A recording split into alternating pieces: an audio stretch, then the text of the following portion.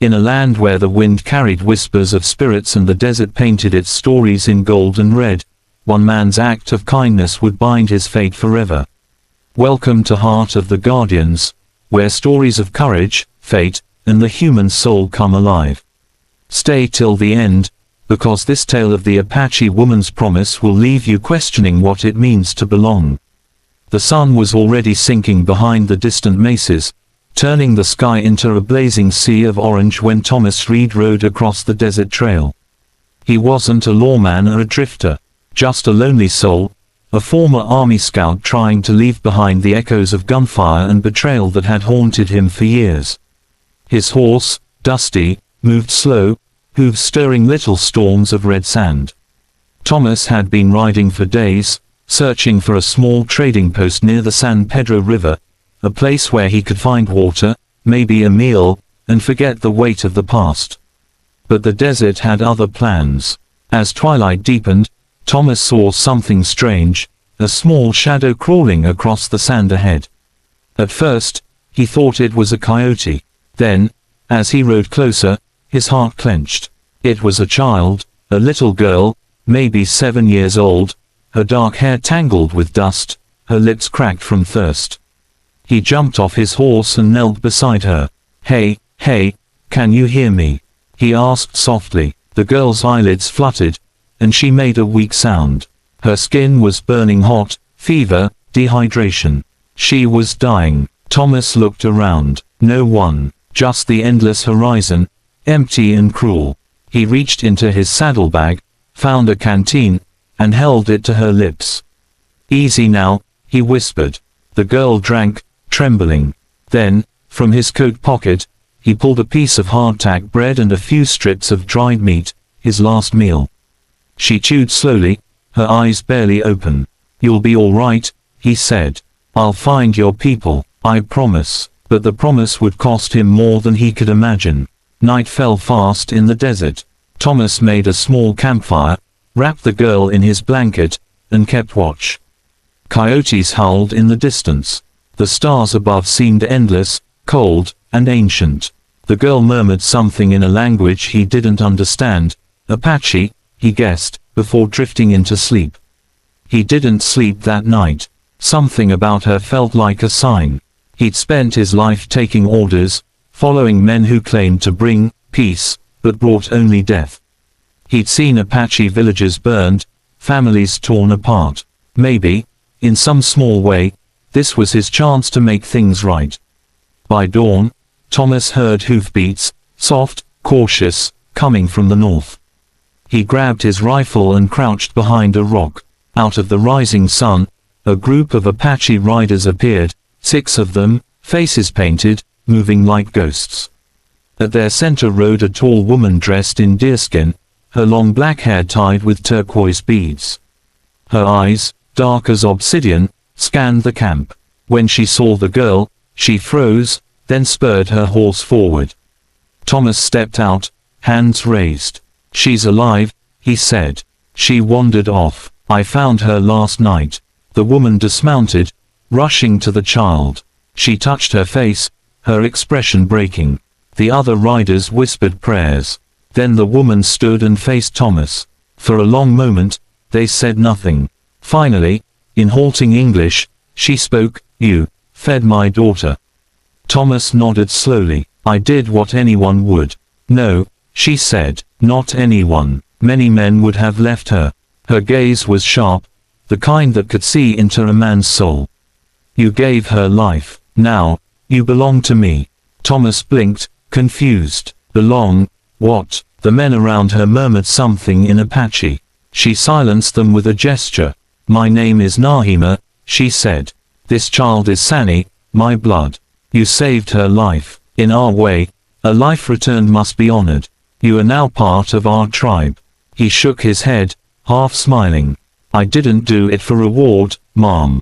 I just..." She cut him off. "The spirits saw. The desert saw. You belong now." And with that, she turned and rode off, leaving 2 men to escort him. Thomas stood there, bewildered. He could have mounted his horse and left, but something in her voice, something ancient and commanding, rooted him in place. They rode north for hours, into the canyons. When they arrived, Thomas saw a small Apache camp nestled by a river, smoke rising from cook fires, children running between lodges, the air alive with the smell of sage. They treated him not as a prisoner, but as one of their own. The old men nodded respectfully. Women brought him food, roasted corn, venison, and sweet bread. And the girl, Sani, followed him everywhere, her small hand clutching his sleeve. In the days that followed, Thomas learned their ways, how to read the desert, how to listen to the wind. Nahima watched him closely. She was a widow, the daughter of a great shaman, her word law among her people. And yet, beneath her strength, Thomas sensed a sorrow as deep as the canyon shadows. One night, as the firelight flickered on her face, she spoke to him in a low voice. "My husband was killed 2 winters ago. Soldiers came. They said they wanted peace. They brought bullets instead." Thomas looked away. He had been one of those soldiers once. Nahima's eyes softened. "You have ghosts in your eyes, white man. The spirits tell me you seek forgiveness." He said nothing. She smiled faintly. "You found it. In feeding my child, you fed the spirit of our people." Days turned into weeks. Thomas stopped counting time. The camp became home. The people, his family. He taught the children to mend saddles, shared stories by the fire. Nahima began to trust him, and something unspoken began to grow between them. Something dangerous, but undeniable. One evening, when the desert was quiet and the moon hung low, Nahima brought him to a sacred place, a circle of stones where offerings were left for the ancestors. She placed a small carved figure in the sand, a man and a woman standing side by side. "This," she said softly, "is what the spirits have shown me." Thomas stared. "What do you mean?" "You belong here," she said. "With us, with me." He took a breath. "Nahima, your people will never accept a white man. They already have. The child you saved has spoken to the elders. She says your spirit walks with ours." He laughed bitterly. "If your spirits knew the things I've done." "They do," she whispered, stepping closer. "And still, they sent you." The desert wind rose, swirling sand around them. The moonlight caught in her hair. And for the first time in years, Thomas felt something like peace, fragile, fleeting, but real. He didn't know then that fate was already moving against them. A few days later, the soldiers came. At dawn, a column of cavalry rode into the canyon. Dusty banners, rifles gleaming. Their commander, a man Thomas once served under, shouted orders. "Surround them. No one escapes." Chaos erupted. Women screamed, men grabbed weapons. Thomas ran to Nahima's lodge.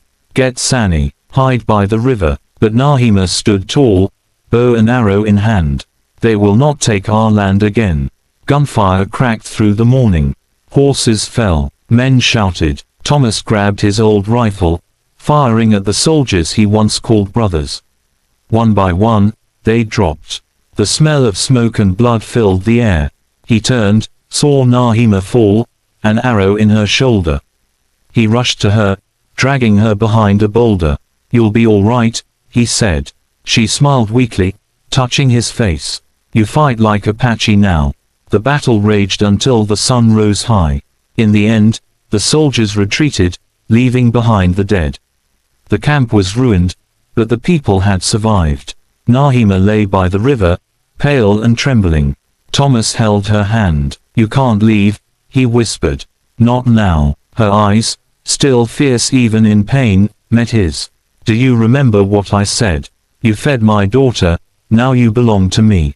He nodded, tears burning his eyes. "Then listen, white man," she said softly. "You are bound to this land.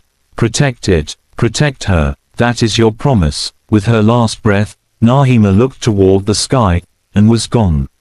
Years passed. The war between settlers and tribes faded into stories told around campfires.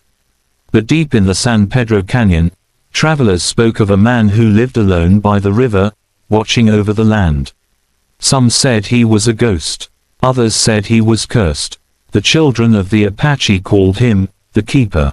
And every spring, when the flowers bloomed red across the desert, he placed a small carving of a man and woman in the circle of stones, side by side.